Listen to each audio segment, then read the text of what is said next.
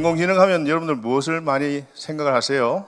인공지능 개발하고 있는 최첨단에 있는 모든 과학자나 개발업자들도 어떤 분은 인류의 대재앙이 올 거다라고 굉장히 불안 섞인 목소리를 내시는 분도 계시고, 어떤 분은 굉장히 희망적이다, 인류를 구원할 수 있는 그러한 하나의 방식이다라고 그렇게 주장하는 분도 있습니다.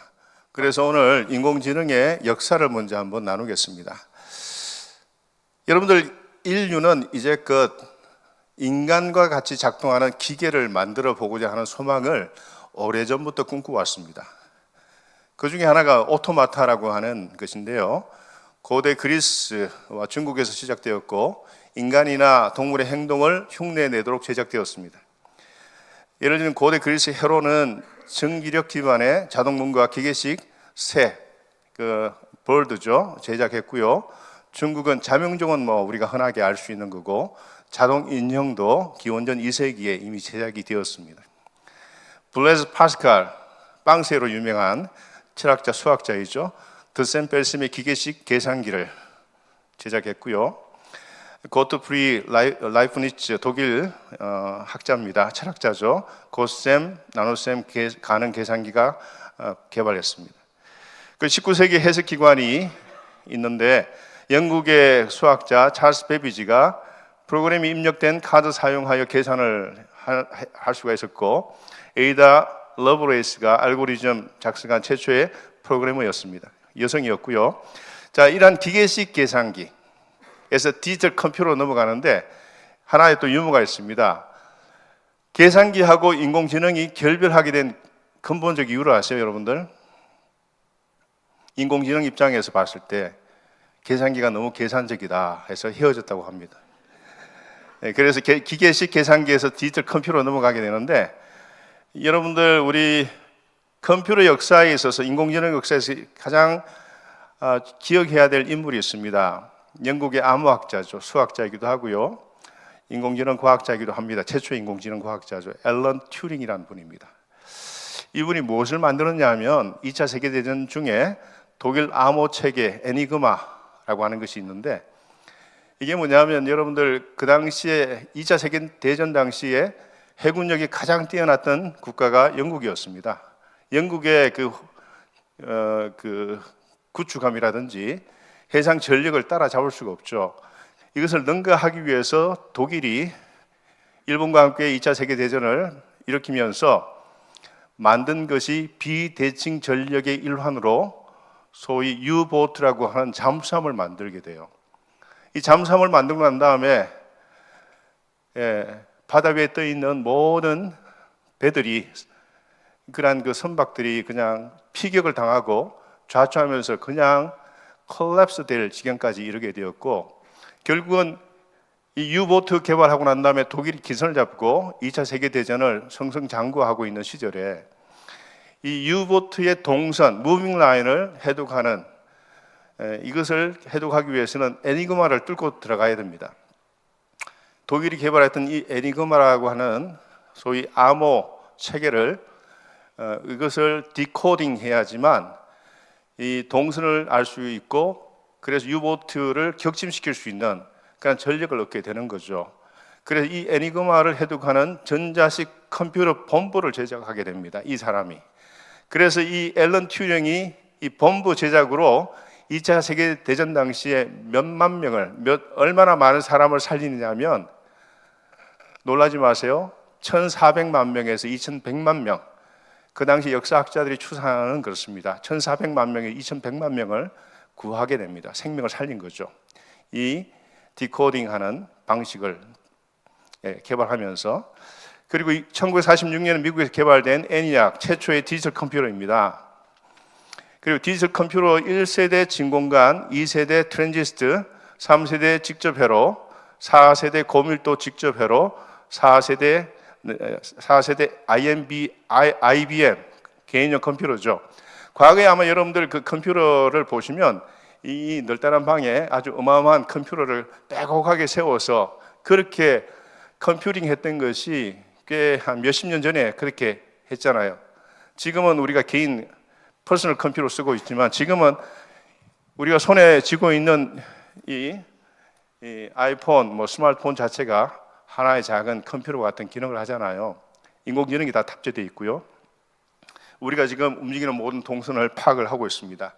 그만큼 빠른 속도로 지금 인공지능은 발전하고 있습니다. 자, 그러다가 이제 디지털 컴퓨터에서 인공지능으로 넘어가게 되는 그 시발점이 있어요. 이게 1965년 달트머스 회의입니다. 굉장히 중요한 회의입니다. 인공지능 그 역사에 있어서 인공지능이라는 분야를 최초로 확립한 학술회의입니다. 그래서 이때 Artificial Intelligence, 우리가 쓰고 있는 AI라고 하는 단어가 이때 처음으로 공식적으로 채택이 됩니다. 그래서 인간의 학습 과정과 문제 해결 능력을 모방하여 컴퓨터 프로그램으로 구현하겠다는 목표를 설정했고요.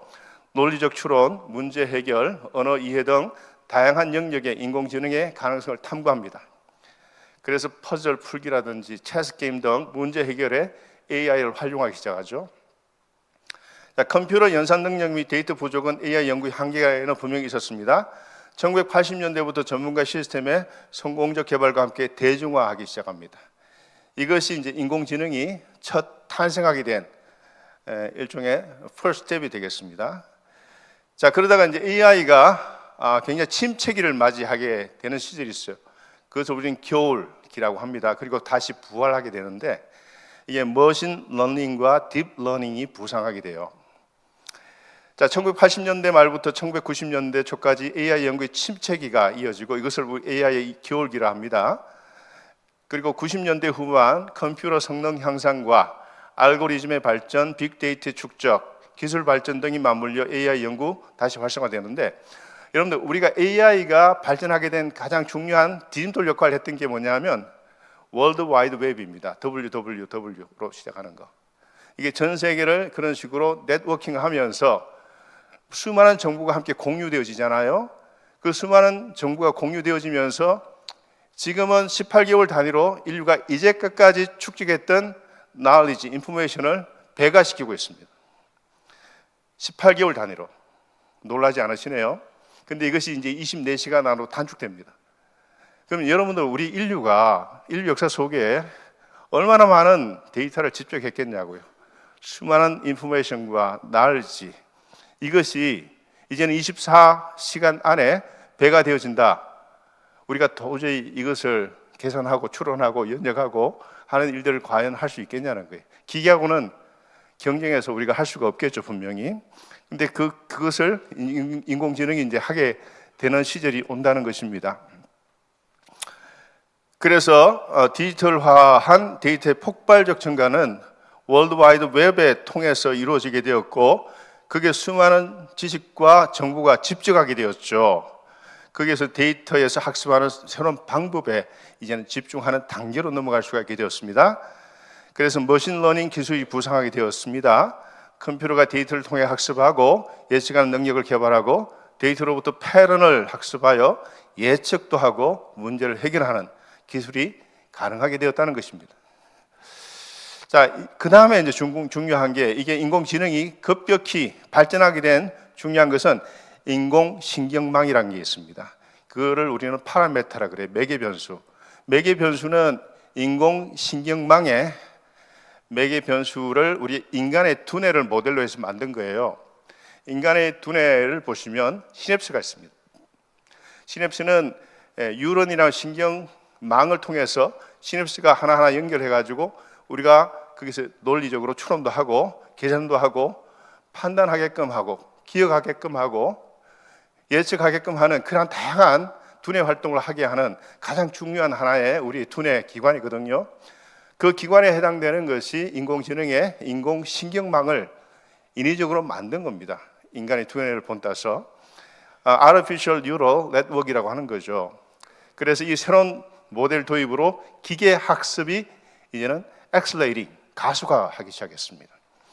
인공신경망은 인간 두뇌의 뉴런 연결 방식을 모방한 모델로 음성 인식이라든지 이미지 분류, 텍스트 분석 등 다양한 응용 분야에 적용 가능성이 입증되었고요. 그 다음에 또 중요한 게 딥러닝이에요. 이 딥러닝이 등장하게 되는데 인공신경망을 사용하여 복잡한 데이터를 학습하고 분석에 예측하는 기술입니다. 자, 이것이 AI 역사의 가장 중요한 터닝 포인트가 되는 사건이죠. 딥블루. 자, 이것을 통해서 체스 챔피언 게리 카스파로프와 대결에 승리합니다. 인공지능이. 자, 그때부터 서서히 인간을 이기기 시작하는 거예요. 인공지능이. 그다음에 왓슨 퀴즈 쇼, 아마 지금도 제프디 쇼를 아마 하는 걸로 알고 있는데 저도 많이 봤거든요. 제프디에서 인간 챔피언과의 대결에서 인공지능이 또 승리합니다. 뭐 그다음에 이세돌 바둑에서 이기고, 이 인간이 이때까지 구축했던 모든 하나의 성점을 다 제패하는 그러한 역사를 인공지능이 써내려가기 시작하는 거죠. 거기다 이제 이미지 인식이라든지 음성 인식, 자연 처리 등 다양한 분야에 놀라운 성과를 이루기 시작하고요. 그 다음에 뭐 우리가 알고 있는 자율주행 자동차라든지 의료 영상 분석 및 진단, 금융 분석 등 다양한 분야에서 아마 거의 모든 우리가 하고 있는 모든 분야에서 인공지능이 사용되고 있습니다. 그 다음에 여러분들 챗 GPT 이야기 하는데 이것이 이제 생성형 AI죠. Generative AI인데 기존 데이터를 학습해 텍스트, 이미지, 오디오 등 다양한 형태의 컨텐츠를 생성하여 이전에 상상하기 어려웠던 수준의 결과물을 내놓기 시작했습니다. AI의 창의력, 잠재력이 극대화되어지는 바로 그러한 시점이 됩니다. 다음에 오픈 AI, 대규모 언어 모델 LLM 기반의 챗 GPT, 생성형 AI 기술을 대표하는 모델 AI 대중화에 기여합니다.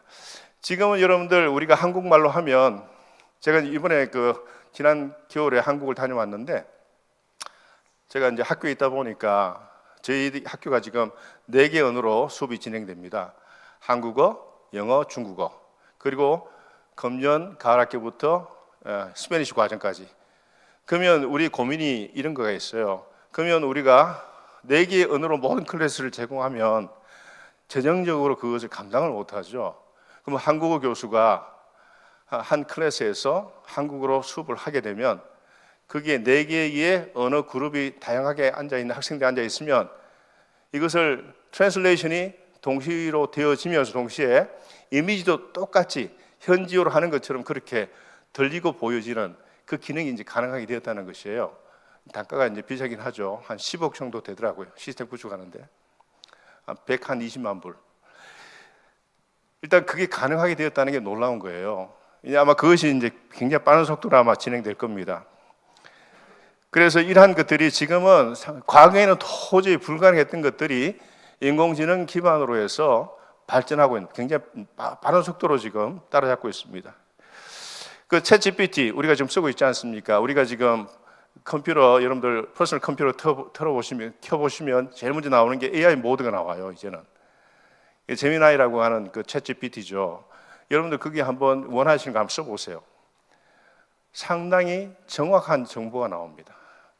심지어 제가 한번 이상명 총장이 지금 어떻게 일을 잘하고 있느냐 뭐 이런 내용으로 한번 물어봤더니만 나름대로 객관적인 정보를 기반으로 해서 요약해서 이렇게 컨사이스하게 답을 내놓고 있더라고요. 그만큼 모든 정보를 이제는 지식을 이런 식으로 쏟아내고 있습니다.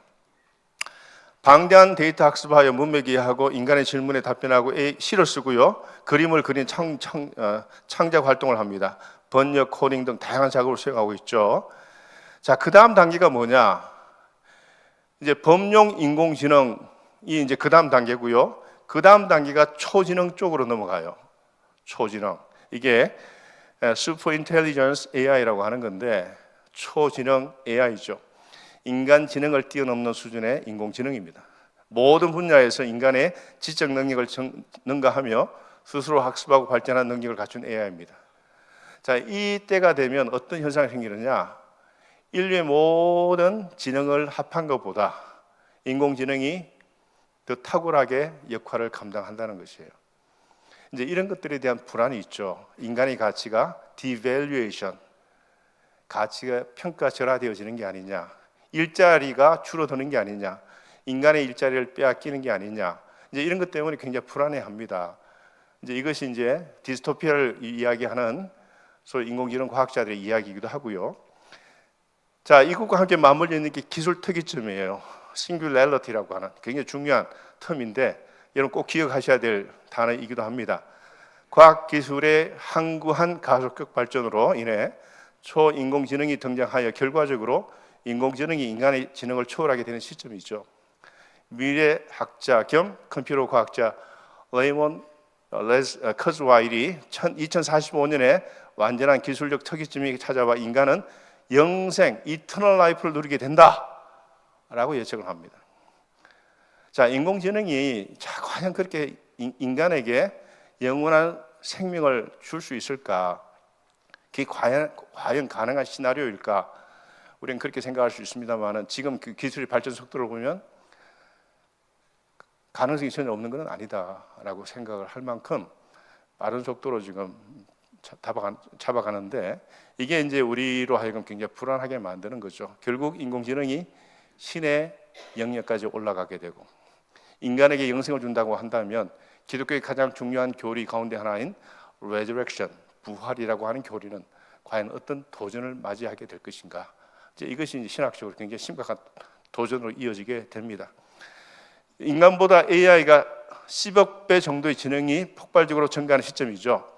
여러분들 지금 챗GPT가 한 3 정도 되는 게 소위 여러분들 파라메타라고 했죠. 우리 인간의 시냅스고 인간의 시냅스가 몇 개가 있느냐 하면 100조입니다. 100조.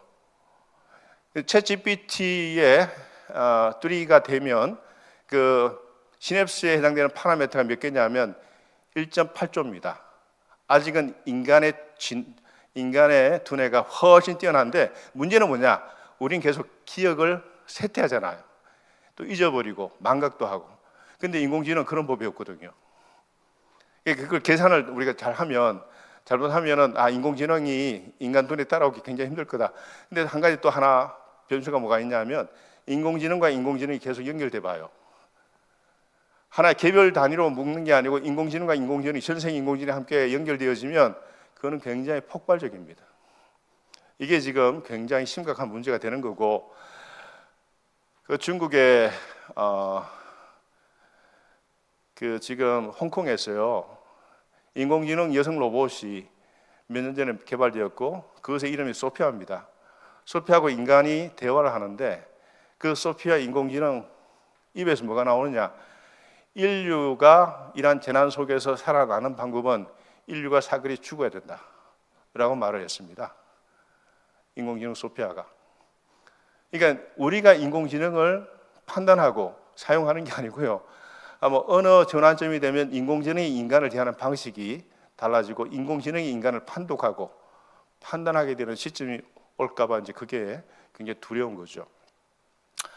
자, 인공지능은 현대 최첨단 테크놀로지의 총합니다. 모든 것이 다 집적되어 있습니다. 지금 여러분들 인공지능을 돌리게 되면 엄청난 전력이 소모가 돼야 돼요. 그러다 보니 원자력이 개발돼야 되는 거죠. 전기 에너지를 충당하기 위해서 생물, 화학공학, 유전학, 나노기술, 로봇공학, 정보기술, 인지과학, 거기다 만물, 3월 인터넷, 빅데이터, 알고리즘, 머신러닝, 신경과학 이게 다 묶여 있는 게 인공지능이에요. 어떻게 생각하면 창세기 나오는 바벨탑을 연상할 수도 있습니다. 그 당시의 모든 기술의 총화가 바벨탑이었거든요. 이게 바벨탑이 될지 아니면 인간에게 유용한 도구가 될지는 모르겠지만 이 자칫 오용되면 바벨탑이 될 수가 있다는 것입니다. 자, 4차 산업혁명은 인공지능 AI 혁명이라 할 수 있는데 AI 플러스 3월 인터넷 융합 이게 초연결성을 확보하게 되잖아요. 여러분들 지금 스마트폰으로 좀 되게 지금 모든 걸 컨트롤할 수 있지 않습니까? 여러분들 댁으로 가시기 전에 이미 힐을 틀 수도 있고요. 그리고 여러분들 집 앞에 누가 왔다 갔다 하는지 모니터링도 다 가능하고요. 이게 다 지금 3월 인터넷 기법이거든요.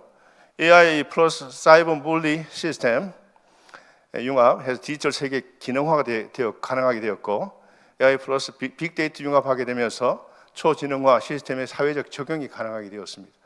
이게 굉장히 눈부신 속도로 빠르게 지금 발전하고 있음을 볼 수가 있는 거죠. 자, 지금 우리가 쓰고 있는 게 AI입니다. AGI로 넘어갑니다. 이 AGI가 뭐냐면 Artificial General Intelligence, 범용 인공지능이라 그래요. 그러면 지금 현 단계는 AI 쪽에 있거든요. 근데 곧 AGI로 넘어가요. 그러면 이 둘 사이에 그 스테이지에 어떤 변화가 있느냐? 현재 단계 AI 단계에서 제한적, 범위, 유연성, 고정적, 복잡성, 단순함, 범용성, 특수목적, 창의성, 창의성 부족. 그렇지만 AGI, 범용 인공지능으로 넘어가면 무제한, 적응 가능, 정교하게 되고 다재다능하게 되고 창의적, 창의성 하면 우리가 인간이 가지고 있는 하나의 특이한 상이었는데 인공지능도 크리에이티브 할 수 있다라고 하는 게 AGI 단계입니다. 자, 인공지능의 발전 단계를 보면 현재는 ANI죠. 초본 의미의 인공지능입니다. 1단계 약한 인공지능, 머신러닝, 특정한 능력, 자율주행 등 특정한 분야에서는 인간보다 나은 능력을 발휘하고 있습니다. 그리고 이제 미래가 지금 우리가 통과하는 하나의 현 시점이기도 합니다. AGI, 범용 인공지능 시대가 오게 되면 두 번째 단계인데 강한 인공지능이죠. 머신러닝, 광범한 능력, 모든 분야의 인간과 같은 능력을 갖게 됩니다. 그 다음 미래 단계로 가면 이제 하나의 possibility, 가능성을 보게 되는데 초인공지능 시대로 넘어가게 되면 어떤 단계냐? 강력한 인공지능, 의식을 가진 기계의 탁월한 능력, 모든 분야에서 인간보다 나은 능력, 인간을 초월하게 된다는 것이죠. 자, 인공지능 시대의 도전을 우리가 한번 살펴보겠습니다. 질문들을 한번 해볼게요. 현재는 범용 인공지능이 완전히 모습을 드러내기 전 우리 인류에게 주어진 극히 짧은 골든 아워인가? 범용 인공지능은 인간과 유사한 수준의 지능을 갖춘 인공지능을 의미하는데요. AGI는 특정 작업에 국한되지 않고 다양한 분야에서 인간처럼 학습하고 추론하며 문제를 해결할 수 있는 능력을 목표로 합니다.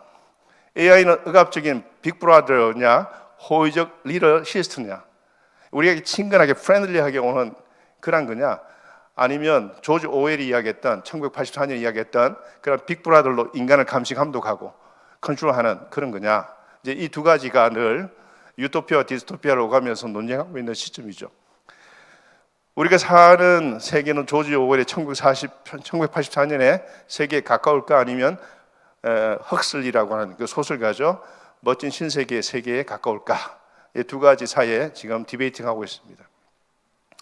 우리 인간을 기가 막히게 가스라이팅하는 교주 같은 AI가 등장한다면, 여러분 지금 우리가 걱정하는 게 뭐냐 하면요, 우리가 지금 사람과 대화를 자꾸 기피합니다. 우리 자녀 세대가 심각하죠. 인간과 대화하는 걸 기피하는 게 뭐냐면 감정 에너지가 너무 많이 소모되는 거예요.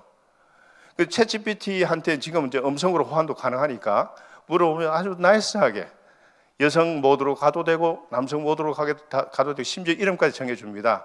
순자야 할 수도 있고 뭐 찰스 하기도 하고 뭐 자기 이름을 정해주면 질문을 하면요 굉장히 친절하고 나이스하고 정확하게 답변 주거든요. 감정을 소모해야 될 일이 없어요. 심지어 자기 감정을 인공지능이 이해해 주는 것처럼 착각을 불러일으킬 만큼 그렇게 다가와요.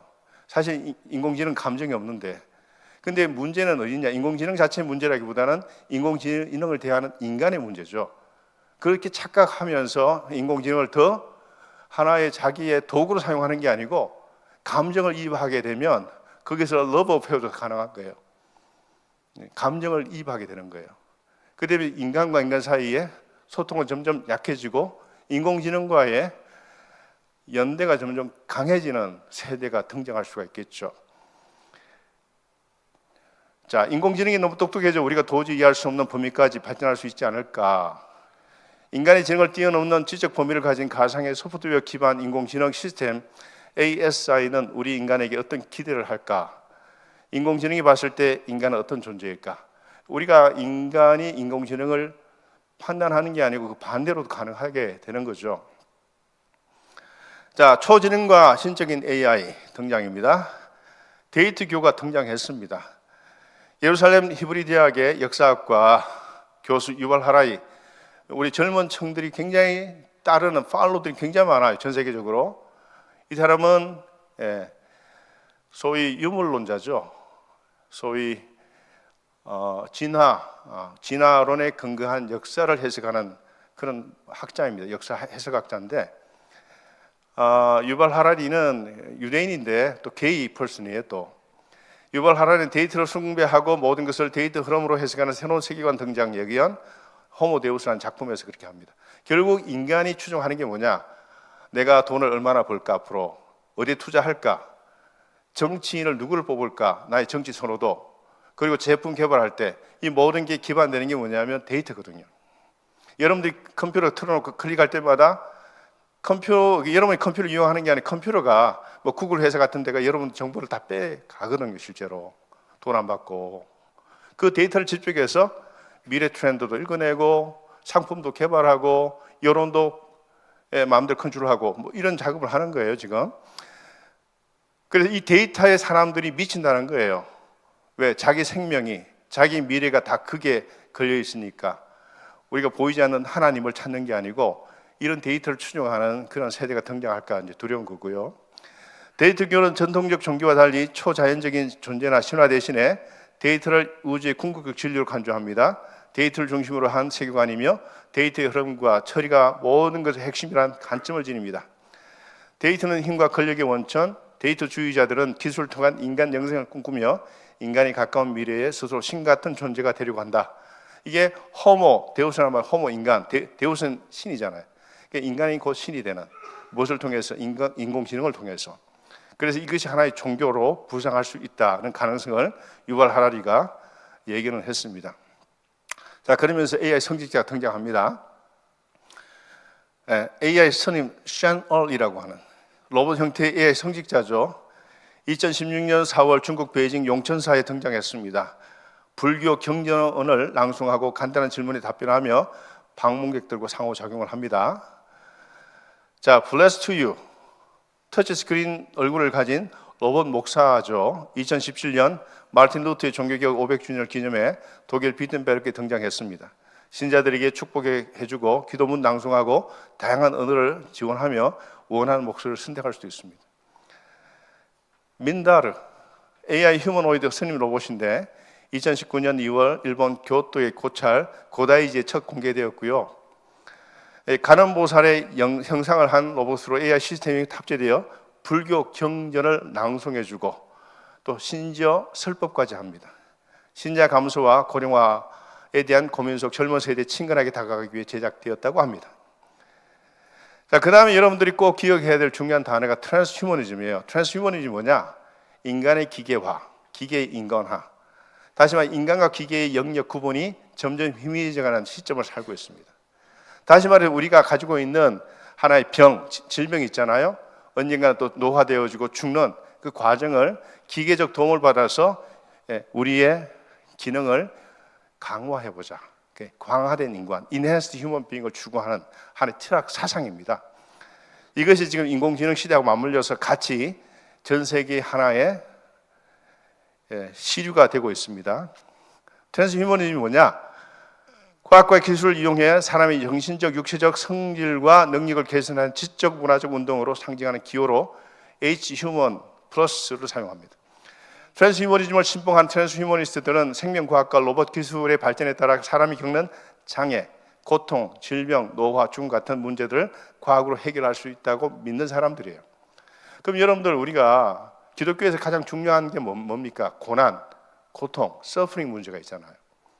그러면 이 세대를 경험하고 있는 세대에서 입장에서 우리 기독교의 서프링의 문제를 신학적으로 이렇게 풀어나갈 때 그들이 봤을 때 기독교가 가지고 있는 이 서프링은 빨리 제거돼야 될 요소로 보이는 거죠. 인간을 성숙하게 하는 하나의 과정이 아니고 쓸데없는 과정, 극복해야 될 과정. 인간이 고통당해야 될 이유가 없다 이렇게 나오는 거죠. 과연 인간이 고통을 당하지 않고 성숙해질 수 있을까요? 저는 그럴 수 없다고 생각하거든요. 분명히. 그러면 예수님이 십자가에 달려 고통당하며 돌아가신, 우리를 위해 돌아가신 그것도 그들에게 별 의미가 없어요. 무능해서 돌아가신 거지. 이래 되는 거죠. 자, 핵심 주장이 뭘까요? 인간은 불완전한 존재다. 인간은 유전적 결함, 질병, 노화, 죽음 등 다양한 한계를 지닌 유한한 존재다. 과학기술은 인간의 한계를 극복할 수 있다. 첨단 기술을 활용하면 인간의 신체적, 정신적 능력을 향상하고 수명을 연장하며 죽음을 극복할 수 있다. 인간은 스스로 진화의 방향을 결정해야 한다. 우리가 주도가 해가지고 진화의 방향을 스스로 이제 주도할 수 있다. 이제 주인 되려고 하는 소위 하나님 대신 자기가 신권, 왕권, 주권을 차지하려고 하는 거죠. 인간은 진화의 방향을 자연 선택에 맡기지 않고 스스로 결정하여 더 나은 존재로 진화해야 한다. 이것이 트랜스휴머니즘, 인공지능 시대의 강력한 철학 사조 가운데 하나입니다. 일단 향상된 인간이 되는 것이죠. enhanced human being이 되는 것입니다. 그 다음에 이제 이러한 맥락 가운데 나온 게 유전자 편집이라고 하는 거예요. 크리스프라고 하는 유전자 조작 가위가 있어요.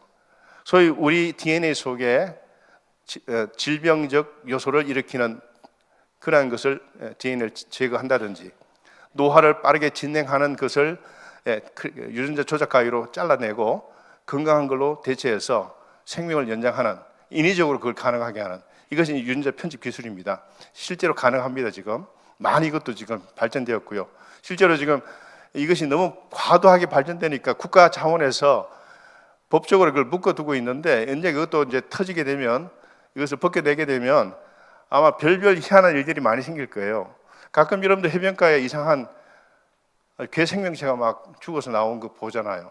저는 엄지에서 분명히 그런 일들이 일어나고 있다고 생각해요. 유전자 조작이 분명히 이루어지고 있다. 이런 것들이 지금도 국가 단위에서 이루어지는데 양지에서 하지 않고 엄지에서 지금 하고 있는 게 아닌가라고 봅니다. 다음 인공장기 들어보셨을 거예요. 이것도 3D 프린팅 기술을 이용해서 만들 수 있다는 거고요. 그 다음에 내 컴퓨터 인터페이스, 내와 컴퓨터를 직접 연결한 인간의 인지 능력을 향상하고 정보를 저장하고 검색하며 심지어 의식을 영구적으로 보존하는 데 사용합니다. 뇌를 디지털 형태로 백업하여 영생을 달성할 수 있다고 믿습니다. 그래서 여러분 보시면 인간 두뇌, 시냅스망과 인공지능, 심층신경망, 파라메타의 이야기를 했는데 바로 이게 심층신경망에 해당됩니다.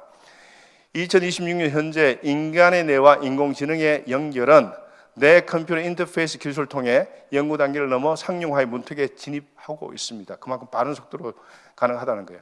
다시 말해서 인공지능하고 우리 인간의 뇌를 서로 연결해 가지고 바깥에서 정보를 집적하기도 하고 빼가기도 하고 하는 것을 가능하게 하겠다는 겁니다. 특히 뇌 신호를 디지털 신호로 변환하여 생각만으로 외부 기기를 제어하는 기술이 비약적으로 발전하고 있습니다. 자, 여러분들 이게 유명한 분들 다 나오는데요. 불로장생 프로젝트라고 하는 게 이미 실현되고 있거든요. 불로장생에 투자하는 억만장자들, 이분들은 뭐 돈도 있다, 권력도 있다. 그 다음 뭘까요? 영원히 사는 걸 원하겠죠. 노화하지 않고 계속해서 생명을 유지하는 거. 여기 어마어마한 돈을 투입합니다.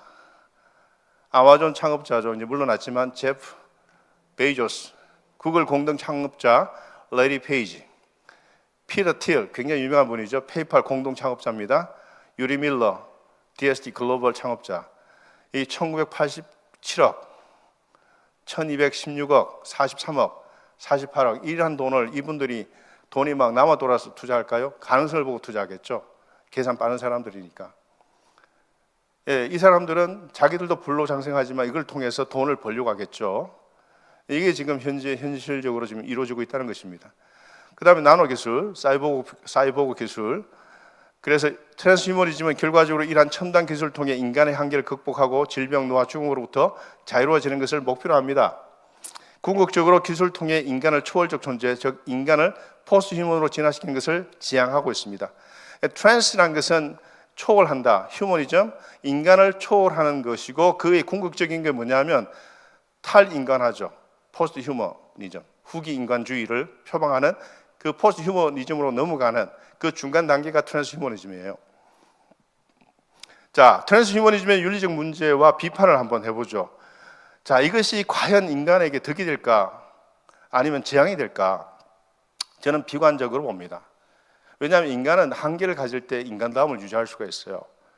근데 이렇게 되면 그 돈을 가지고서 장수할 수 있는, 투자할 수 있고 그걸 이용할 수 있는 사람과 돈이 없어서 그것을 이용 못하는 무수한 사람들 사이에 간극이 벌어져 있지 않습니까? 여러분 지금도 불평등, 양극화, 폴라리제이션이 얼마나 심각합니까? 돈과 권력과 그게 테크놀로지, 인포메이션 이런 것들을 어소리티 이런 것들을 가지고 있는 사람과 누리지 못하고 활용하지 못하는 무수한 사람들이 있죠. 과거에는 1%하고 99%였다면 지금은 0.00001%하고 0.99 뭐 이렇게 되겠죠. 99.99 뭐 이렇게 되겠죠. 뭐 이런 차이로 지금 양극화가 심각하게 이루어지고 있거든요. 그래서 불평등 심화될 거다. 인간 존엄성 훼손될 것이다. 예를 들면 유전자 편집을 통해 맞춤형 아기를 만들 수가 있거든요. 태어나기 전부터 아이 컬러를 뭐 브라운 아니면 파란색으로 할 수도 있고 헤어스타일도 바꾸고 얼굴 쉐입도 바꾸고 성도 바꾸고 이게 지금 유전자 편집 기술을 통해 가능하게 되었다는 거예요. 내 컴퓨터 인터페이스를 통해 인간의 생각을 통제하는 것은 인간의 고유한 가치와 자유의지를 침해할 수 있다. 다음에 환경 문제, 인공장기 생산, 나노 기술 개발, 내 컴퓨터 인터페이스 연구 등 막대한 에너지를 소비하고 환경 오염을 유발하여 자원 고갈을 가속화할 수 있다. 네, 다음에 안전 문제, 존재로적 위협 등등 여러 가지 많은 문제가 사실 파생됩니다. 그래서 이거 트랜스휴머니즘이 추구하는 철학 사상이 상당히 위험하다라고 저는 개인적으로 판단하고요. 그 다음에 이제 생각해 볼 게 신의 영역을 침범하는 거죠. 하나님의 주권을 계속해서 넘어가려고 하는 인간의 도전이 있습니다. 그 영혼의 의미, 인간의 의식을 디지털 형태로 저장하거나 뇌를 컴퓨터에 연결하여 영성을 추구하는 것은 영혼의 존재와 의미를 부정하는 것으로 간주됩니다. 유발 하라리가 호모데우스 그 책을 가지고 우리 신학교의 학생들하고 한번 기독교 인문학 강의하면서 같이 읽었어요. 읽고 난 다음에 우리 학생들이 굉장히 샤킹을 먹었습니다. 왜냐하면 늘 좁은 울타리 안에서 교회 세팅 안에서만 사역하다가 세상 물정 모르고 있다가 호모데우스라는 작품을 읽으면서 세상이 어떻게 변하고 있는가를 그 책을 통해서 인지하면서 충격을 먹었죠. 그리고 그 책에 보면 인간에 대한 데피니션이 우리하고 완전히 다릅니다. 진화 생물학자다 보니까, 진화 생물학에 근거한 역사학자다 보니까 인간은 자아도 없다, 자유의지도 없다, 영혼도 없다. 철저하게 유물론적인 진화론 사상에 근거해서 세상을 이해하고 인간을 이해하거든요. 이게 가능한 거예요 지금. 이게 기독교의 가장 강력한 하나의 적이 되겠죠. 공격적인 요소가 될 겁니다. 그 다음에 디지털 편향인데 이게 지금 인공지능을 우리가 믿을 수 있을까? 믿을 수 없는 요소도 많습니다. 예를 들면 인풋과 아웃풋이죠. 그걸 인공지능이라고 하는 것은 기존의 데이터를 기반으로 거기서 소위 아웃풋이 나오는 거예요. 그러면 인풋을 뭘 잘못 넣으면 당연히 아웃풋도 잘못된 게 오류가 생기겠죠. 그 hallucination이라고 하는 겁니다. 쓰레기를 넣으면 쓰레기가 나온다. 당연한 말 아닙니까? garbage in, garbage out. 데이터가 기하급수적으로 생성되는 오늘날 어떤 정보가 편향이고 편향이 아닌지에 대한 명확한 기준은 마련되고 있지 않습니다. 이게 심각한 문제죠. 아울러 숫자로 표상된 특정 데이터가 현실의 권력 관계를 반영하는 경우가 상당히 많습니다. 한 가지 예를 들어볼게요. 아마존의 채용 인공지능은 채용 원서 평가 과정에서 백인 남성 그룹에 높은 점수를 주었습니다. 특히 여성 차별 문제가 발생하여 폐기하였고요. 2014년부터 개발된 이 시스템은 과거 우수 직원들의 데이터를 기반으로 작동했는데 IT 기업의 특성상 남성 개발자 데이터가 많아 여성 지원자를 불리하게 평가하는 결과를 초래했다. 결국 인풋을 잘못 넣으니까 여성들은 다 떨어지고 백인 남성들만 채용되어지는 어처구니없는 결과가 나오게 된 거죠. 인풋이 잘못되니까 아웃풋이 잘못된 거예요. 인공지능을 우리가 쓸 때 이거 굉장히 조심해야 되는 거죠. 우리가 쓰고 있는 인공지능의 데이터가 결과가 답변이 과연 정직하고 바르고 공정하고 편향되지 않았는가를 검증해야 되는 이 능력이 없으면 여러분 확정 편향에 빠져요. 자기가 지금 어떤 정보를 가지고 이야기하는지 모르고 인지를 잘 못하게 되는 인지 부조화에 걸리게 됩니다. 이게 심각한 문제죠. 많은 사람들이 그런 지적 능력이나 인공지능의 시스템을 모르니까 100% 믿는데 그렇게 하면 안 된다는 거예요. 검증해야 됩니다. 데이터 편향이 있거든요. AI 모델을 훈련시키는 데 사용되는 데이터에 존재하는 편향은 자연스레 편향적 결과를 초래할 수 있습니다. 훈련 데이터가 특정 그룹 통계를 주로 나타내거나 과거 편향이 있는 경우 AI는 이러한 불균형을 예측과 의사 결정에 반영하게 되죠. 예를 들면 의료 분야의 단일 인종 그룹의 데이터로 훈련된 AI 시스템은 다른 인종 그룹을 오진할 수가 있습니다. 그러니까 인풋을 뭘 하느냐에 따라 아웃풋이 달라지게 되면 그걸 가지고 일반화할 수가 없다는 거예요. 그 다음에 AI 편향의 결과는 사회적 불평등도 나올 수가 있고 고정관념의 강화, 확정 편향이 걸릴 수도 있고요. 우리 한인들 보면 정치적인 편향이 굉장히 극과 극을 오가잖아요. 굉장히 심각한 문제가 있죠. 그것도 우리가 휘둘리지 않으려면 정확한 데이터를 우리가 가지고 있어야 되는데 그것도 판단하기가 어떨 땐 굉장히 어려울 때가 있습니다. 윤리적 법적 문제, 경제적 영향을 받게 됩니다. 비즈니스에 미치는 영향도 있고요. 심리적 사회적 웰빙 문제도 있습니다. 자, 여기서 이제 우리가 생각해야 될 게 AI 블랙박스 문제가 있습니다. 문제는 뭐냐? 인풋을 굉장히 많은 데이터가 들어갈 거 아닙니까? 인류가 이때가 집적했던 모든 정보가 다 들어가서 그 안에서 소위 파라메터라고 하는, 이게 그 과거에 1층이었는데 지금은 층이 계속 레이어가 올라가요. 왔다 갔다 하면서 거기서 연역, 추론, 계산, 거기서 모든 데이터를 판단해가지고 아웃풋이 나오지 않습니까? 문제가 뭐냐? 인풋에서 아웃풋 나오는 그 중간 단계에 블랙박스가 있는데 거기서 무슨 일이 일어나는지 인공지능 과학자도 몰라요. 이게 심각한 거 아닙니까? 그 안에서 어떤 과정을 통해서 어떤 아웃풋이 나오는데 그 아웃풋이 어떤 프로세스를 통해서 그렇게 나왔는지, 이 블랙박스는 완전히 암흑 상태예요. 그리고 이걸 우리가 고발하잖아요. 이걸 개발했던 인공지능 회사에 하면 법적으로 맨날 패소당해요. 그래서 여러분들이 인공지능이라고 하는 것이 굉장히 많은 문제점도 있다는 것을 알고 사용하는 거하고 전혀 인지하지 못하는데 사용하는 것은 할것 당차이죠.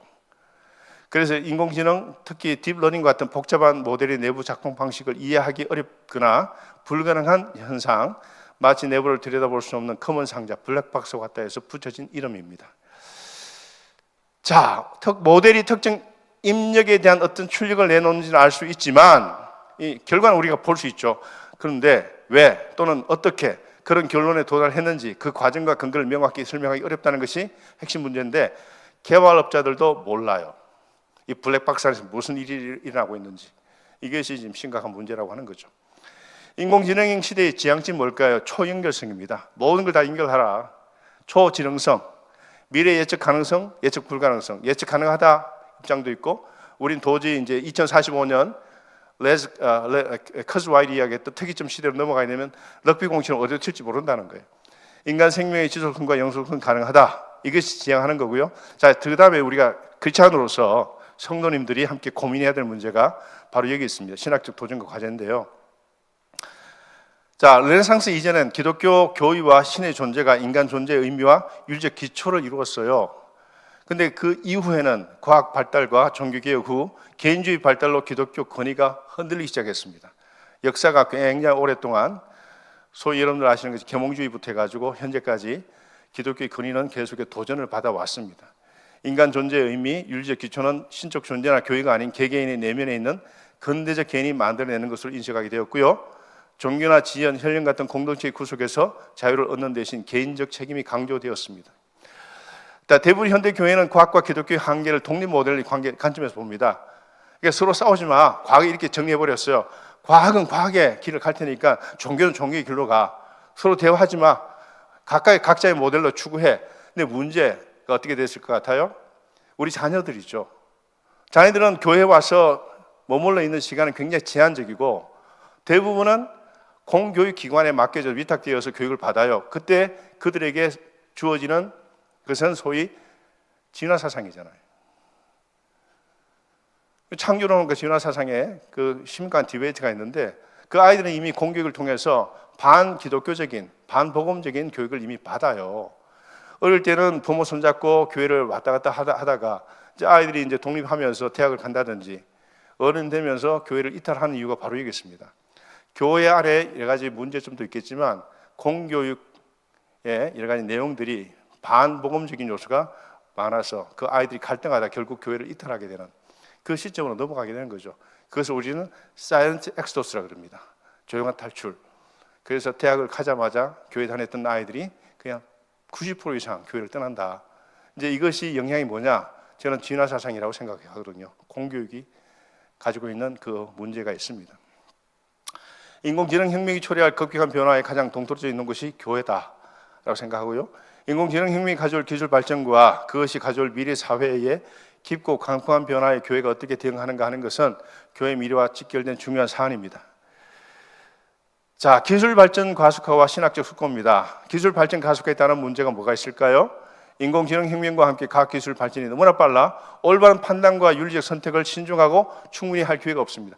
인공지능 속도가 워낙 빠른 속도로 올라가는데 우리 인간은 신체를 가지고 있고 정서적 하나의 존재잖아요. 바이오 리듬이 있잖아요. 어떤 새로운 환경에 들어가게 되면 그것에 적응하는 데 상당히 오랜 시간이 걸려요. 근데 인공지능은 그 관계없이 막 치고 올라가는데 우리 인간이 그것을 따라 잡을 수가 없어요. 우리가 100조가 있고 여기가 1.8조가 있다 하더라도 그 속도는 굉장히 빠른 속도로 가고 있고 우리는 느린 적응을 하는데 여기는 빠른 속도로 지금 발전하니까 이게 문제가 있는 거고요. 현대 기독교는 이러한 과학기술의 발전이 초래할 미래에 대한 신학적 숙고와 성서윤리적 답변을 제시할 수 있어야 한다라고 봅니다. 신학적 성찰 부재와 윤리적 혼란이 야기되고 있고 기독교는 기술 발전과 미래 사회 변화에 깊은 관심을 갖고 모니터링하고 연구해야 되는데 여러분 대부분 과학에 대해 별로 관심을 두시는 분도 계시지만 많은 분들이 별로 관심이 없는 것 같아요. 그냥 신문에 나와 있는 단편적인 내용을 가지고 판단하는데 상당히 이런 것들이 우리 생활에 신앙생활에 불가분의 요소로 작용합니다. 우리 자녀들 다 지금 영향받고 있고요. 사회 전체적인 전반이 다 바뀌고 있고 그 속에 우리 신앙인으로서 우리가 지켜야 될 것이 과연 무언가를 깊이 고민하지 않고 살아가거든요. 근데 야금야금 우리 의식 속에 들어와서 우리 정신을 마비시키고 혼란을 주고 신앙을 떠나게 하는 그러한 독소가 탁식이 많습니다. 세대 간 간격은 더욱 좁아지는 반면 소통과 이해 폭은 더욱 벌어져 세대 간 단절이 이전보다 더욱 심화될 것입니다. 이게 지금 현재 우리 교회 공동체도 마찬가지지만 사회 전반적인 현상이죠. 이때까지는 민족 어떤 이념 갈등, 부부 갈등 이게 이제 갈등보다 더 심각한 문제는 이대의 그 최재정 교수가 있죠. 그 교수가 한 말이 세대 간 갈등이 가장 심각하다라고 할 만큼 대화가 안 돼요 이제는. 이 내 구조가 우리하고 달라요. 우리 늘 책이라고 하는 정기된 정보 매체를 통해서 정보를 입수하고 지식을 습득했는데 우리 아이들은 책은 이제 안 봅니다. 계속해서 움직이는 화면을 통해서 무수한 움직이는 화면을 통해서 거기서 나오는 여러 가지 이미지나 문자를 통해서 지식을 습득하기 때문에 거기에 지금 내가 반응하고 있거든요. 우리하고 내 기능이 달라요. 내가 달라져 있어요. 그래서 세대 간 소통 부재와 갈등이 야기되고 있고 교회는 다음 세대와의 소통과 신앙 있기를 어떻게 해야 하는지 심각히 제고해야 된다. 인공지능 혁명의 과학 기술 세례 받은 다음 세대 교회 이탈이 더욱 심화될 것으로 이미 진행되고 있잖아요 지금. 새로운 인간 이해와 기독교적 이해 충돌입니다. 인간 이해 여기 나오는 단어 포스트 휴머니즘, 디지털 휴머니즘, 트랜스 휴머니즘, 테크노 휴머니즘 다 처음 들어보신 단어이겠지만 지금 사상계나 사회 저변에는 이러한 사상의 흐름들이 굉장히 심각하게 하나의 사조를 형성해서 흘러가고 있거든요. 포스트 휴머니즘은 제가 설명을 이미 드렸기 때문에 그냥 이것만 설명하고 넘어갈게요. 인간 모든 끊임없이 보완한 상태로 변화 가능하기에 각 기술을 적극적으로 활용하여 인간 능력이나 특징을 바람직한 방향이죠. 무병장수 인지 능력과 육체적 능력 향상으로 개선해야 한다는 사상입니다. 인간적 가치를 중시하는 휴머니즘을 넘어서는 다양한 사상과 사회운동의 총칭이죠.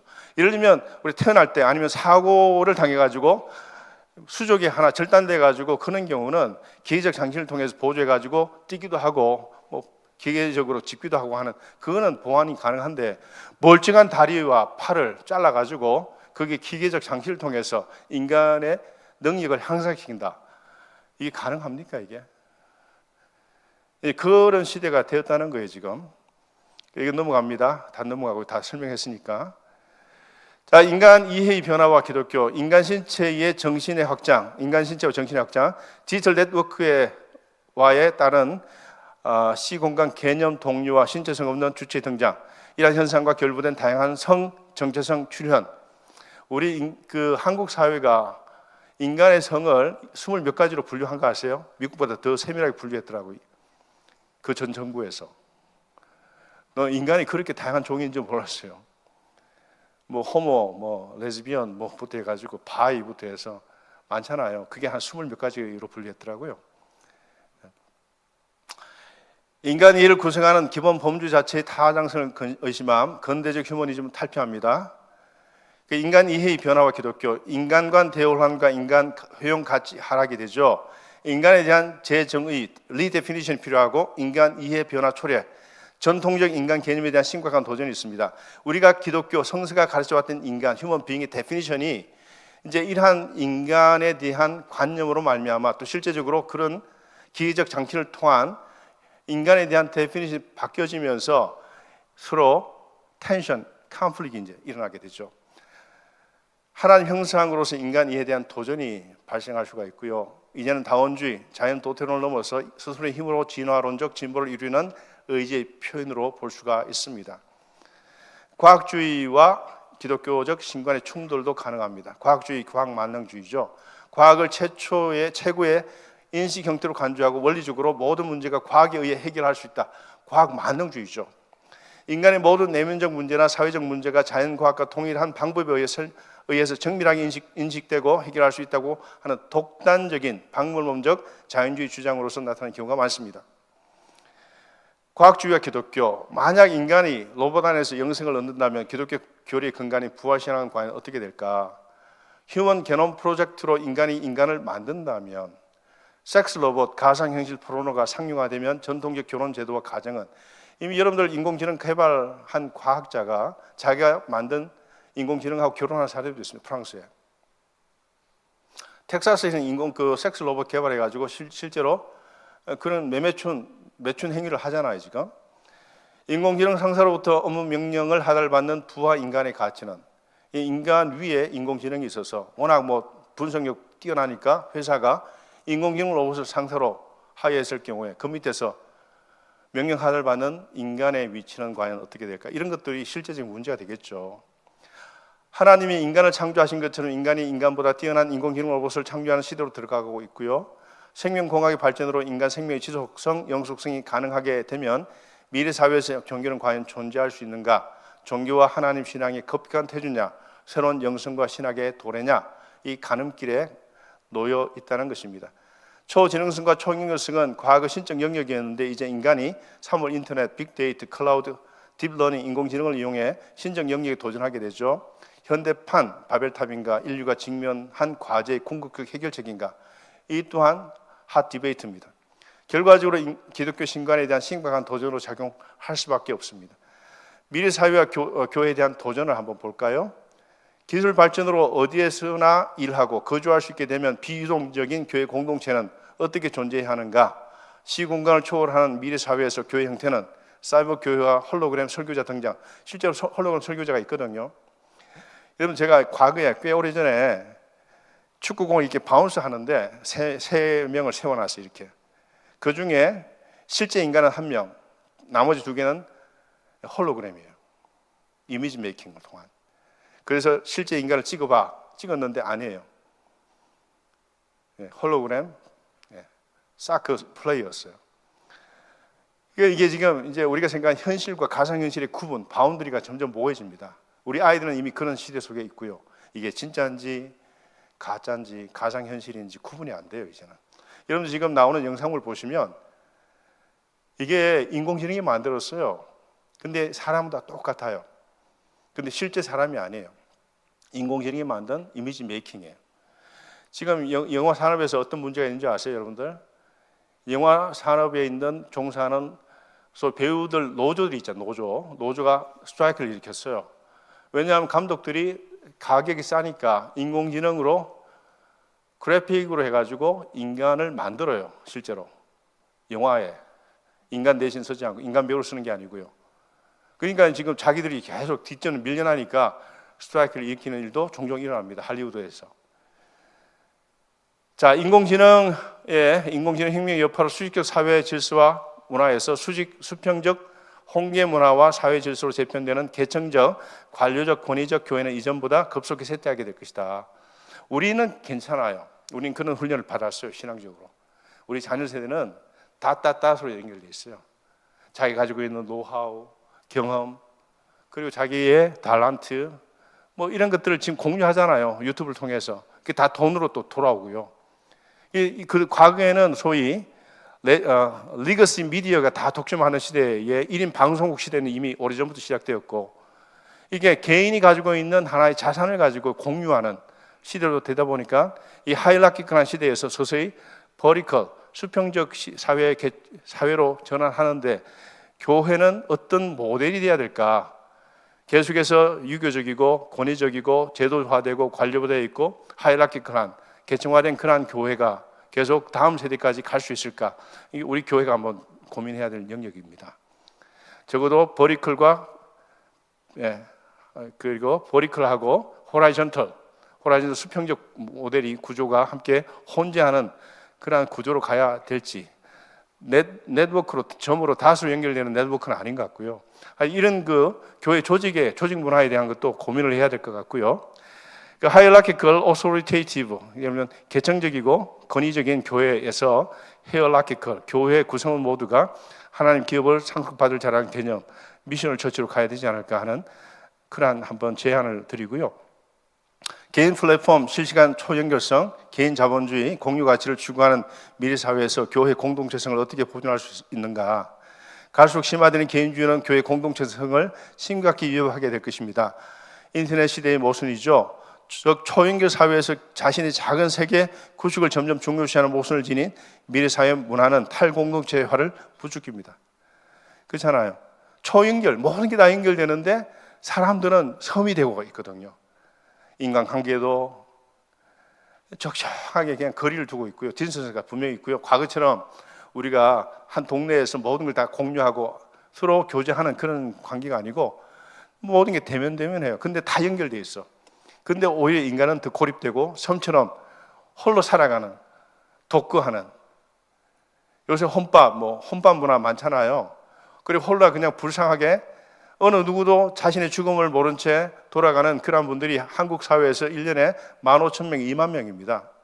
한 아파트에 사는데 어떤 냄새가 진동하니까 그 문을 따고 들어가 보면 오래전에 죽어 있는 분들, 홀로 외롭게 죽어가는 그런 분들, 외로운 죽음을 맞이하는 분들이 15,000명 정도 돼요. 이게 지금 초연결 사회인데도 우리는 연결이 안 돼 있거든요. 이게 문제란 거예요. 끊임없는 변화 추구와 개인이 지닌 가치와 능력을 극대화하는 미래 사회 속에서 기독교적 진리를 어떻게 전달해야 하는가, 변치 않는 진리를 급변한 세상에 살아가는 사람들에게 어떻게 전달해야 하는가를 심각하게 고민해야 합니다. 극대화하는 초연결 미래 사회에서 교회가 고립되지 않기 위해서는 개인과 개인을 어떻게 그리고 무엇으로 연결시켜줘야 하는지에 대한 선교적 전략이 있어야 한다 보고요. 맹목적 헌신이 아닌 의심에 대한 해답을 추구하는 열린 태도가 요구된다라고 봅니다. 인공지능 혁명이 가져올 기독교적 인간관과 생명관과 신관에 대한 심각한 도전에 대한 복음적 대응이 필요하고, 인공지능 혁명의 미래 사회와 그에 따른 다양한 윤리적 문제점에 대한 신학적 답변도 신학자들이 답변을 준비해야 되겠죠. 미래 사회에서 교회의 역할과 사회에 대한 진짜 숙고도 필요합니다. 4차 산업혁명 시대, 인공지능 시대의 교회에 주어진 과제는 그 기술적 결과물을 어떻게 활용할 것인가 하는 지역적 문제에 있지 않다. 그보다 본질적인 것은 시대의 빠른 변화만큼 커진 불확실성과 불안에 교회가 어떤 대안을 줄 수 있느냐 하는 점이다. 크리스찬 미래학자 최윤식 박사가 한 말이고요. 밝은 미래를 위해 한국교회가 무엇을 준비해야 할 것인가는 이미 분명하고 단순하다. 문제는 속도다. 얼마나 빨리 그 질문의 답을 찾아 제시할 것인가에 미래의 운명이 달렸다고 해도 과언이 아니다. 시기를 놓치면 알고도 고칠 수 없는 상황에 놓일지 모르기 때문이다. 자, 이제 돌아가셨습니다. 이혜령 선생 돌아가셨는데, 이혜령 선생이 살아계실 때 이런 말을 했습니다. 교회가 4차 산업혁명 시대를 서둘러 준비해야 함을 강조하면서 그것에 제대로 대응 못할 경우 그저 이파리 몇 개 시들고 말 것이 아니고 나무 전체가 썩을 수 있는 심각한 문제라 지적을 했습니다. 그리고 계속해서 인류는 그동안 겪어보지 못했던 새로운 문명에 직면해 있다고 말하면서 이러한 거대한 변화에 교회가 적절히 대응하지 못할 경우 젊은이들은 그런 기독교를 오늘의 종교, 문명 속의 종교로 생각하기 힘들 것이다 주장했습니다. 자, 인간보다 뛰어난 인공지능이 아무리 발달해도 생명과 영성을 대신할 수는 없습니다. 결론적으로 제가 드리는 말씀이에요. 아무리 인공지능이 하더라도 인간이 가지고 있는 한계가 있어요. 그게 뭐냐면 우리의 죽음이라고 하는 노화, 죽음이 있고요. 그 다음에 애프터라이프에 대한 나름대로의 그 신앙이 있잖아요. 그리고 인간이 물질만 추구하는 게 아니고 그 속에는 인간의 고유한 가치가 있습니다. 그게 영성, spirituality라고 하는 게 있습니다. 근데 인공지능이 영성의 문제를 해결해 줄 수는 없는 거예요. 결국 이게 우리 기독교, 종교, 기독교가 해야 될 문제인데 그들은 인간의 가장 본질적 문제죠. 생명과 영성의 문제는 그렇습니다. 교회는 인공지능 시대의 도래와 함께 더욱 정점될 수 있는 생명과 영성을 충분하게 채워줄 수 있는 공간이 되어야 된다는 것입니다. 현장이 되어야 되겠다. 생명과 영성은 인공지능 시대를 주도하는 과학자들이 놓칠 수 있는 영역입니다. 이 사람들은요, 돈 되는 것만 하는 거지 윤리적 이슈를 한동안 다뤘어요. 인공지능이 가지고 있는 윤리적 문제점이 많다. 그래서 구글 같은 그런 회사에서 윤리적 문제를 다루는 전담 부서를 만들었는데 계속 돈만 들어가고 아웃풋이 없어요. 돈이 만들어지지 않아요. 윤리적 이슈를 다루니까 없애버렸어요. 그러니까 결국 이 사람들이 고민하는 게 뭐냐? 돈 되는 것. 그러니까 거기에 인간이 가지고 있는 여러 가지 인공지능을 통해서 인간이 받을 수 있는 악영향, 거기서 파생되는 여러 가지 윤리적 문제는 별로 관심이 없다는 거예요. 돈이 안 되니까. 이제 이것을 그러면 누가 이야기를 해야 될까요? 바른 생각을 가지고 있는 하나님 믿는 크리스찬들이 이야기를 해야 되겠죠. 교회의 역할, 신학교 역할, 믿는 사람의 역할입니다. 신학자들은 머지않은 미래 사회에서 하나님의 존재와 역할, 인간 삶의 의미에 대한 신학적 답변과 미래 사회에 맞는 영성을 제시해야 합니다. 과학기술 혁명이 심화되면 될수록 고갈된 영성의 문제는 결국 우리 신앙의 영역이기 때문이죠. 앞으로 10년 교회가 인공지능 혁명과 그 여파에 어떻게 대처하는가에 교회의 미래와 운명이 달려있다라고 저는 내다봅니다. 이제 교회가 내부 개혁과 함께 인공지능 혁명이 가져올 여러 문제에 연대와 결속을 통해 새로운 비전과 답변을 제공할 수 있어야 된다 보고요. 이것만 다루고 끝내겠습니다. 인공지능 시대와 성경적 조망입니다. 인공지능 시대의 미래 전망과 관련하여 긍정적 혁명을 보는 학자들이 있는 반면에 과학기술이 부의 편중, 인간관계의 비인간화, 그리고 귀중한 자원의 고갈, 환경오염, 대중학살 무기, 킬러 로봇, 여러분들 킬러 로봇 아시잖아요. 그 감정이 실려있지 않거든요. 드론 띄워가지고 그냥 죽여버리잖아요. 그냥 과거에는 인간이 직접 그 현장에 배럴필드에 싸웠다면 이제 멀찍이 그냥 사이버네틱 하나 왔다 갔다 하면서 그냥 사람도 죽이고 그냥 뭐 건물 하나 날려버리고 그래야 하잖아요. 대량 살상 무기가 이제 가능하게 되었다는 것이죠. 이게 감정 실리지 않은 그리 되는 거죠. 인간의 존재에 대한 위협을 초래했다고 비난하는 학자도 있습니다. 반반 나눠져 있습니다. 긍정과 부정이. 현대 과학기술이 기독교적 이해와 긴장 관계에 있다고 보는 자크 엘룰 같은 학자와 기독교와 조화 공존이 가능하다고 보는 하비 콕스와 프리드리 더 사우어 같은 학자들도 있습니다. 자, 과학기술이 인간의 죄성으로 인해 많은 경우 선용보다 악용되어 왔음을 부정할 수 없습니다. 인간은 늘 열지 말라고 하는 판도라 상자를 열어버리잖아요. 따먹지 말라고 하는 선악과 나무의 실과를 먹지 말라고 했는데 결국 따먹어버리죠. 인간이 가지고 있는 뭡니까? 하나님 같이 되려고 하는 인간이 가지고 있는 원초적 욕망이죠. 욕망, 러스트. 그 욕망이 뭐냐? 원죄입니다. 오리지널 신입니다. 따먹은 그 자체보다도 그 따먹게 만든 인간 속에 있는 원죄가 뭐냐? 하나님 같이 되려고 하는 원초적 욕망이죠. 그런데 이 원초적 욕망을 우리가 컨트롤하지 못하면 아무리 좋은 도구가 있더라도 그것을 선용하겠습니까? 악용하겠습니까? 돈 되는 일이면 뭐 인간의 영혼도 팔아버리는 것이 우리 현대 사회의 모습인데 그렇게 악용될 여지가 너무 많죠. 하지만 무조건 방치하고 외면하는 것은 옳지 않다. 그리스도인들은 세상에 속한 자는 아니나 그리스도인들도 세상 안에서 세상 가운데 살아야 가야 하는 존재죠. 오늘날 세상의 학문과 문화는 철저히 세속화되어 창조주 하나님을 무시하고 외면해 버렸다는 것입니다. 성경은 모든 것의 주인은 주님이며 하나님보다 높아진 것들을 파하고 그리스도의 주권 앞에 복종시키는 것은 그리스도인의 사명임을 분명히 합니다. 과학기술 문제에도 그리스도인들은 당연히 이 명령에 따라야 하고요. 즉 과학 활동도 인간 문화 활동의 한 형태로서 예수 그리스도의 주권 아래 수행되어야 한다는 것입니다. 우리 그리스도인들도 과학 발전에 따른 윤리적 의사결정 문제를 고민해야 하는 것이고요. 인공지능 시대의 주요 특징인 유비쿼터스, 또 그 핵심 동인인 초지능, 초연결, 초실감을 실현하는 핵심 원리 디지털과 커뮤니케이션은 성경적으로 보면 하나님의 속성이고 하나님의 창조 원리입니다. 그러니까 이게 초연결이라고 하는 게 결코 나쁘지는 않습니다. 그것을 통해서 복음이 되게 하면 되겠죠. 그러니까 악한 재료, 악한 요소 다 걸러내고 좋은 것들이 유통되도록 하는 것이 또 우리가 해야 될 역할인데 이제 이것은 하나님의 그 속성 가운데 하나인 무소부지하신 하나님과의 그 속성과도 연결됩니다. 이처럼 성경적 의미로 보면 현재와 미래에 펼치는 인공지능 시대는 창조주시고 역사의 주권자이신 하나님의 섭리하에 있다라고 저는 고백하고요. 이런 관점으로 미래 사회를 보면 크리스찬은 적극적으로 미래 사회에 하나님 나라와 의를 구현해야 하는 사명감을 갖게 됩니다. 이를 위해 인공지능 시대를 선도할 수 있는 역량을 함량하고 리더 위치에서 세상이 하나님 뜻에 합당하고 하나님과 인간과 자연 간의 아름다운 관계가 복원될 수 있도록 노력해야 합니다. 이것을 위해 우리를 이 땅에 파송하셨고 교회를 세우셨으니까 하나님께서 인공지능 시대가 가져올 미래 사회는 하나님 섭리하에서 새롭게 변화하는 특성을 가지고 있지만 크리스찬에게는 시대의 변화에 관계없이 불변하는 두 가지 사명이었습니다. 모든 것이 변화하는데 우리가 끝까지 붙잡고 실험해야 될 불변하는 요소가 있습니다. 첫 번째는 하나님 천지를 창조하신 후 창세기 1장 28절 말씀에서 생육하고 번성하라 모든 생물을 다스리라고 인간에게 명령하신 문화명령을 수행하는 것이죠. 문화명령입니다. 크리스찬들이 이 문화명령에 따라서 살아가야 하고 그렇게 사역을 해야 합니다. 크리스찬은 문화 사명을 감당하기 위해 하나님과 인간, 자연과의 아름다운 관계를 복원하도록 노력해야 하며 세상의 리더로서 하나님의 뜻에 합당한 사회가 되도록 노력해야 합니다. 이러한 문화 사명의식은 특히 인공지능 시대 미래 사회에서 크리스찬 역할을 더욱 중요하게 합니다.